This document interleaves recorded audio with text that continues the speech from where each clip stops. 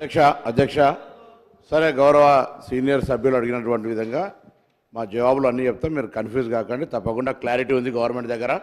మేము మీ లెక్క కుటుంబ సర్వే సకల సర్వే బొంబాయికి రమ్మని, బస్సులో రమ్మని, ఎక్కడికైనా బొడ్రాయి దగ్గర అన్నట్టు అన్నికి చెప్పినట్టుగా మళ్ళీ మేము వినండి సార్.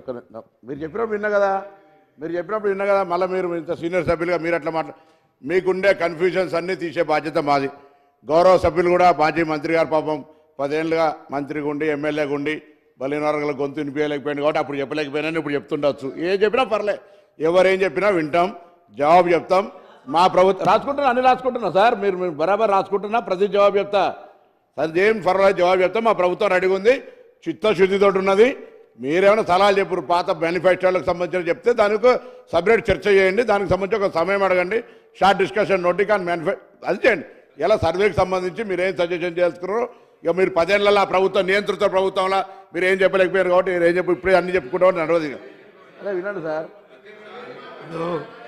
శ్రీహరి గారు